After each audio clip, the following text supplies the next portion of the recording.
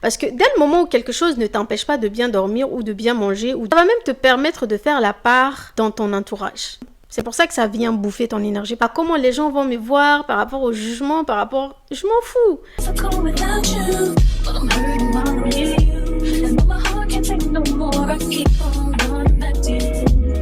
Bonjour à tous et bienvenue dans cette nouvelle vidéo. Comme vous pouvez le voir sur le titre de la vidéo, aujourd'hui on va parler d'authenticité. Alors la première partie de la vidéo, on va parler du pourquoi. Pourquoi être authentique aujourd'hui est devenu un défi? Pourquoi c'est si compliqué de rester soi-même? C'est si compliqué d'être authentique à tout moment, quelles que soient les circonstances, quel que soit le contexte. Le premier facteur pour moi, c'est vraiment la peur du jugement.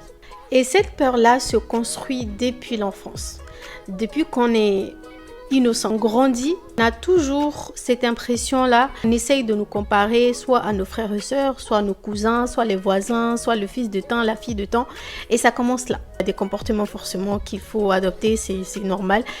Ça fait partie d'une bonne éducation, on va dire. Et là, je parle de la comparaison souvent qui n'a pas lieu d'être. La comparaison qui est trop insistante et qui va venir frustrer l'enfant. Tu apprends déjà à te comparer aux autres parce qu'on te compare constamment aux autres. Cette peur d'être rejeté dans la société révèle notre besoin d'appartenance. On a ce besoin d'appartenance à la société qui fait que on essaiera de faire des choses, d'être pour ne pas être rejeté et se retrouver isolé. Il y a ce facteur sociologique déjà qui fait que on est né pour, on va dire, vivre en communauté, vivre avec les gens. Ensuite, il y a la peur aussi de ne pas être assez bien. Le fameux syndrome de l'imposteur. Il y a cette part de non-légitimité que tu as qui fait que tu as toujours ce besoin-là de faire plus.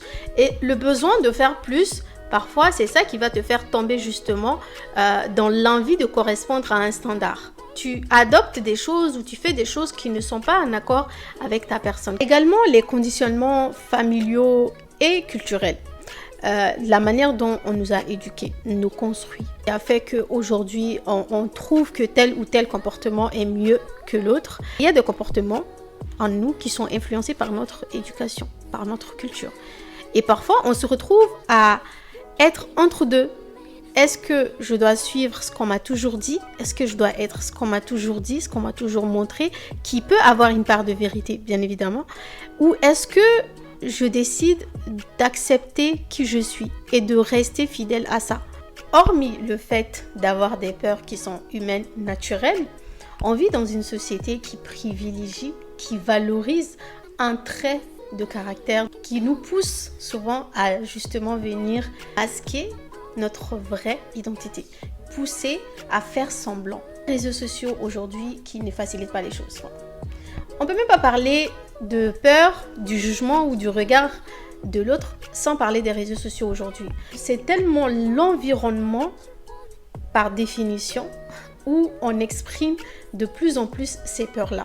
Les réseaux sociaux, ça va avec le fake, la mise en scène, le faire semblant. D'une part, il y a ceux qui vont faire semblant pour être acceptés. Et de l'autre part, il y a ceux qui vont essayer de vous montrer une vie qui paraît parfaite. Des relations parfaites.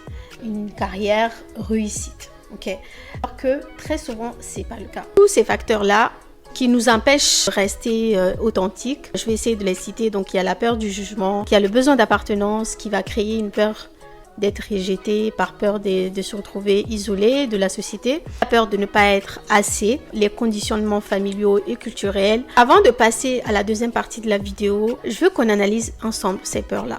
Peut-être que je ne pourrais pas vous donner totalement les solutions et je pense pas que j'ai les solutions vraiment pour sortir complètement de ces peurs-là, mais je veux juste que vous preniez le temps de vous poser des vraies questions, d'être honnête avec vous-même.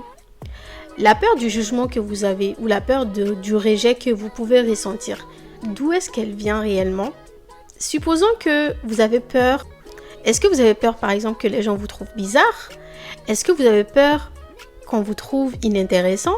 Qu'on trouve que vous ne faites pas assez? C'est quoi les vraies peurs que vous avez? Posez-vous une autre question. Et alors? Supposons qu'on vous trouve bizarre ou pas assez intéressant. Qu'est-ce qui va se passer concrètement? Là, vraiment concrètement, dans votre vie de tous les jours, qu'est-ce que ça va changer à votre vie? Est-ce que vous allez moins dormir? Est-ce que vous allez moins manger? De vivre? C'est-à-dire concrètement, qu'est-ce que ça va changer réellement dans votre vie? Est-ce que ça vaut la peine? Parce que dès le moment où quelque chose ne t'empêche pas de bien dormir ou de bien manger ou de bien te vêtir, d'acquérir des choses que tu as envie d'acquérir, tu comprends tout de suite avec moi où je vais en venir. Est-ce que j'ai besoin de dire plus? Je pense que non. Je pense que tu as compris. Je pense que tu as compris. Mais je veux le dire quand même. Ces peurs-là ne doivent jamais t'empêcher de vivre dans la peau de qui tu es.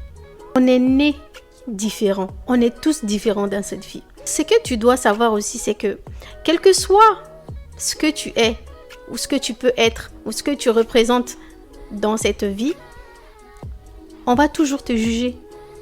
Les gens auront toujours quelque chose à dire sur toi, sur ta vie. Les gens auront toujours un avis sur ta façon d'être, ta façon de parler, ta façon de t'habiller. Il y aura toujours quelque chose à dire, quel que soit qui tu es, quel que soit comment tu peux te considérer toi, on va toujours te juger en fait. Dans la deuxième partie, du coup, on va voir ensemble pourquoi il faut être authentique en fait. Pourquoi il faut arrêter d'avoir peur et de s'assumer et d'accepter qui on est. Premièrement, franchement, j'ai envie de dire le stress. Je vous assure que quand tu es en phase avec toi-même et que tu assumes qui tu es moins stressé. Quand tu vas quelque part, tu as plus confiance en toi parce que tu acceptes qui tu es. En fait, tu assumes qui tu es, tu aimes ça. Il faut faire aussi la part des choses ensuite. Entre assumer qui tu es et te reposer sur tes lauriers par rapport à ça. Tu peux très bien aimer ton comportement, mais s'il y a des mauvais comportements en toi que tu sais que c'est des mauvais comportements, et bien sûr, il faut aller travailler là-dessus. Il y aura toujours des aspects de ta personnalité qu'il va falloir travailler. Ok, et ça, je pense que toi-même tu le sais, toi-même tu vas les détecter. Quand tu vois que tu prends trop les choses à cœur, bah, tu vas aller travailler dessus. Quand tu vois que tu es trop impulsive et que ça a une énorme influence dans tes relations ou quoi, bah, tu vas aller travailler ça. Enfin, ça va de soi. Donc, quand tu es aligné avec la personne que tu es, tu as moins de pression, tu as moins de stress. En fait, c'est un sentiment de liberté que ça te donne en fait. Et ce sentiment de liberté-là, trop bien. Genre, c'est comme ça que je suis. J'aime porter de la couleur, j'assume ça. Quand je sors, je suis heureuse avec ça. Enfin, j'aime ça. Et donc, je suis moins stressée. Je suis moins stressée par rapport à comment les gens vont me voir, par rapport au jugement, par rapport... Je m'en fous. Parce que moi, j'aime ça. Ça me fait du bien. Ça me fait du bien à moi. Et à partir du moment où moi, je suis bien, c'est le plus important. Et quand tu restes authentique, il y a aussi ce sentiment de ne pas avoir ce besoin de jouer un rôle. Ça va t'attirer que de belles relations.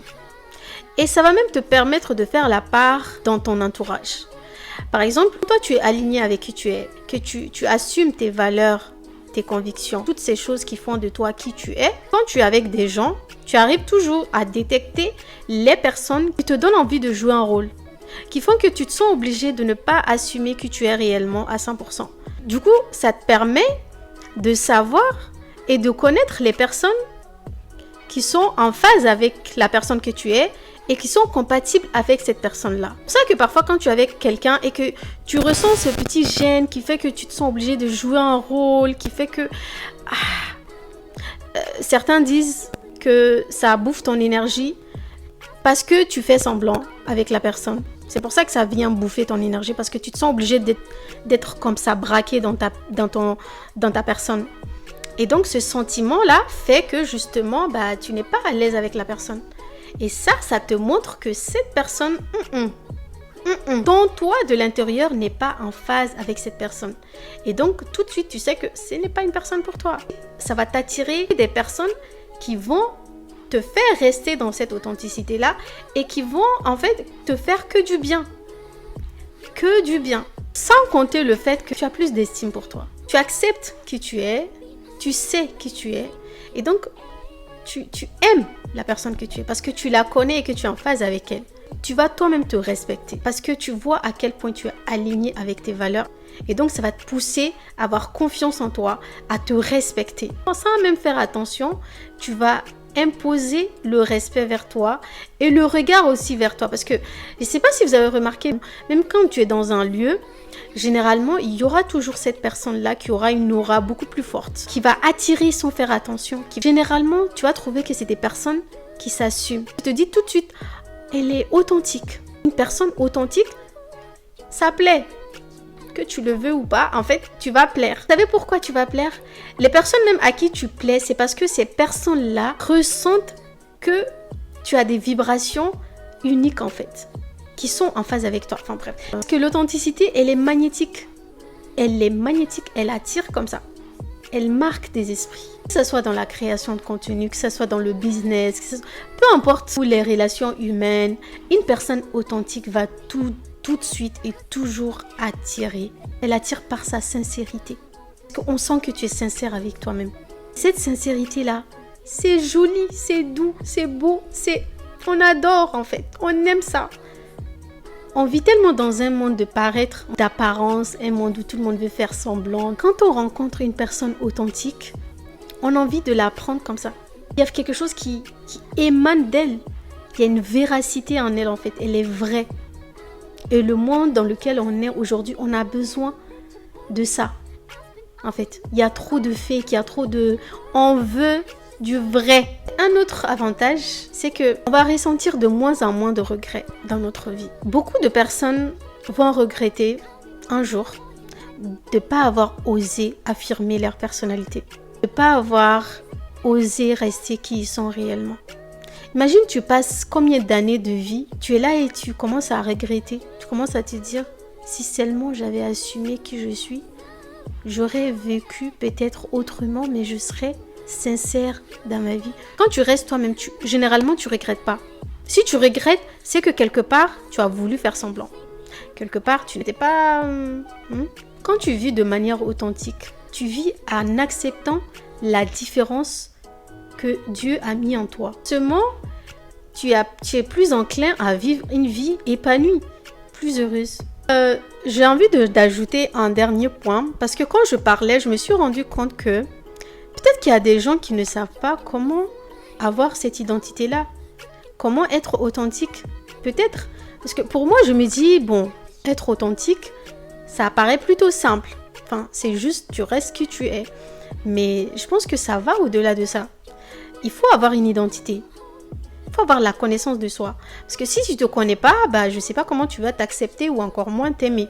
C'est important d'aller à la recherche de notre identité. D'où tu viens en fait. Et je pense que ça passe par tes origines, par, je ne sais pas, la tribu dont tu viens, la langue que tu parles, les sources, on va dire. C'est un grand point de ton identité, que ce soit ta couleur de peau. Toutes ces choses-là font partie de ton identité. Il faut les identifier, il faut les connaître et il faut les accepter. Lorsqu'on n'est pas en accord avec la personne qu'on est, on vivra toujours pour le regard des autres, dans une case. On essaiera toujours de vouloir plaire et on ne serait jamais satisfait. Voilà, je pense qu'on est arrivé à la fin de cette vidéo. J'espère qu'elle vous aura plu et si c'est le cas, n'hésitez pas à liker. Abonnez-vous également et laissez-moi vos commentaires pour qu'on puisse discuter du sujet. Je vous dis à très bientôt pour une prochaine vidéo. D'ailleurs, faites-moi des suggestions de thèmes ou de sujets que vous avez envie que j'aborde pour la prochaine vidéo par exemple. Ça serait un plaisir de les tourner. Prenez soin de vous parce que personne ne le ferait à votre place. Et moi, je vous fais de gros bisous et je vous dis à très bientôt.